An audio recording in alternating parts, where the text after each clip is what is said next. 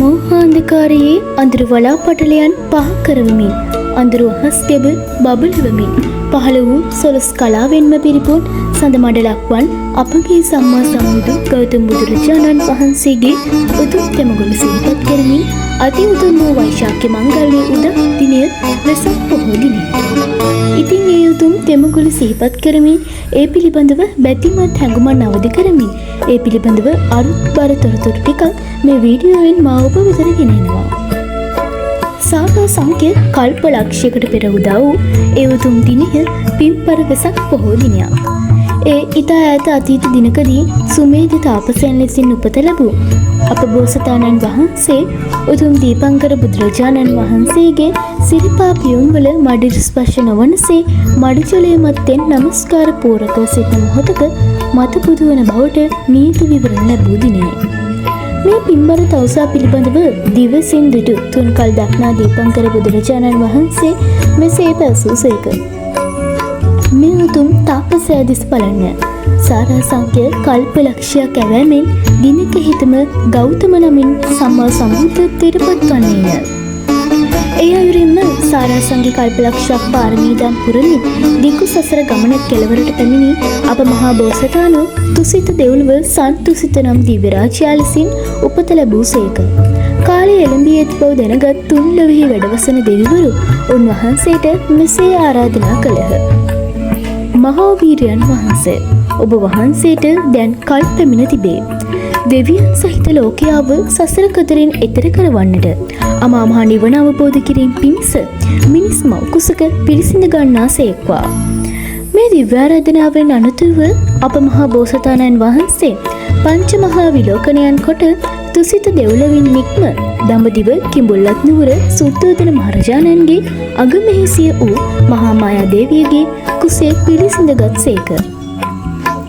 දසමසක් කෙළවර එක්තරා උතුම් වෙසක් පොහෝ දිනක මහා මායා බිසවුන් මලින් බරවී ගිය ලුම්බිනි සල්ලුයනේ සිරි ධර්මමින් සිට අතරතුර ලොවුන් මවිත කරවන මහා ප්‍රාතිහාර්යයන් මැද අප මහා බෝසතාණන් වහන්සේ මව් කුසින් බිහිවූසේක. සත්පුමන් පිට වැඩ හිඳමින් ඒ සිංගිති කුමරාණෝ ඒ උතුම් වෙසක් පොහොය දින සිංහනාද කළේ මෙසේ. අග්ගෝ හමස්මි ලෝකස්ස ජෙට්ටෝ හමස්මි ලෝකස්ස සෙට්ටෝ හමස්මි ලෝකස්ස අයමන්ති මා ජාති නත්තිදානී පුනම්බවෝ.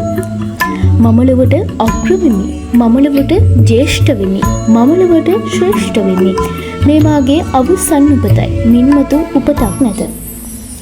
ඉතින් ඒ මහා වීරයන් වූ අපගේ බෝසතාණන් වහන්සේගේ මෙලොව ජනිතවීම සිදු වූයෙන් උතුම් වෙසක් පොහෝ දිනකදීය. සියලු සැප සම්පත් මැද රාජශ්‍රීයෙන් වැඩුණු සිද්ධාර්ථ කුමරුවාණෝ සතර පෙරමිති දැකීමෙන් අනතුරුව මහා අභිනිශ්‍රමණය කොට විමුක්තිය සොයා මාලිගාවෙන් පිට වී ගොස් පුරා සයවසක් දුෂ්කර ක්‍රියාවේ යෙදෙමින් අනතුරුව මෙදුම් පිළිවෙත අනුගමනය කරමින් නිවන් මඟ සෙවීමට ස්වකීය ජීවිතය කැප කළසේක.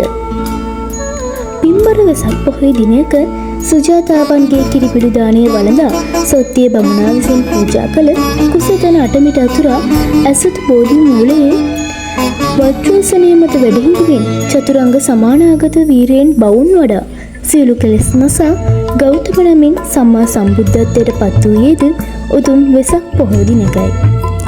සියලු රජසැප හැරදමා සියලු ලෝවාසීන් වෙනුවෙන් සම්මා සම්බුද්ධත්වයට පත් වූ සියලු සත්වයන් කෙරෙහි වූ මහා කරුණාගුණයෙන් අනූන වූ උන්වහන්සේ 45 ලෝකවාසීන්ට අමාදම් දේශනා කරමින් ඔවුන් දුකින් මුදවාගත් සේක.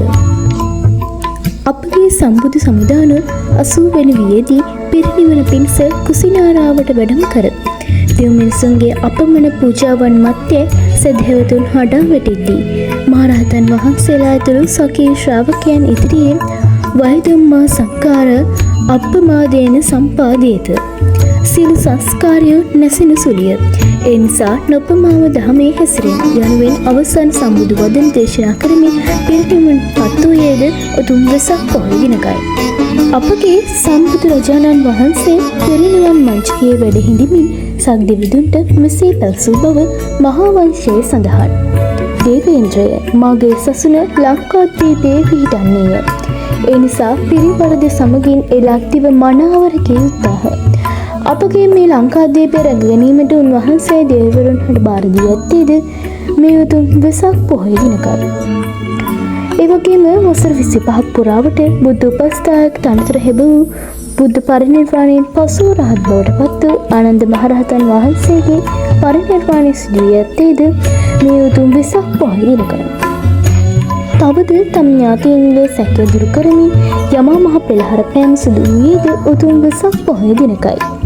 බුදුන් වහන්සේගේ තෙවන ලංකාගමනය සිදු වූයේද පින්බර වෙසක් පොහොය දිනකයි. ඒ වගේම අපේ සිරිපා කරුණාව ආරම්භ වන්නේද මේ උතුම් පොහොය දිනේදීය. එපමණක් නොව හෙළ ජාතියේ සමාරම්භය සනිටුහන් කළ විජයගමනය සිදු වී ඇත්තේද වෙසක් පොහොය දිනක බව අප අමතක නොකළ යුතුය. එසේම ශ්‍රී ලංකාව තුළ සම්බුද්ධ ශාසනයට ඉමහත් සේවයක් කළ දේවානම්පියතිස්ස රජතුමාගේ රාජාභිෂේකයේ සිදුවීම දුටුගැමුණු මහරජතුමා විසින් ස්වර්ණමාලී මහා සෑරදුන් ඉදිකිරීමේ කටයුතු ආරම්භීම වැනි ඓතිහාසික සිදුවීම්ද වෙසක් පොහොය දිනයේදී සිදු වී ඇත. මේ සියලු කාර්යයන් අපට පසක් කරන්නේ මේ උතුම් වෙසක් පොහොය දිනය ශාසනික වශයෙන් ජාතික වශයෙන් ඉතාමත් අනුස්මරණීය සිදුවීම් රාශියකට මුල් වූ දිනයක් බවයි. එබැවින් සම්බුදු වදනානුව යන අපට තෙරුවන් සරණ ගිය අපට බෞද්ධයින් වශයෙන් තෙමගොඩ සිහි කරන වෙසක් පොහොය දින අර්ථවත්ව ගත කිරීමට බුදු වදනක් ගරු කොට ගනිමු.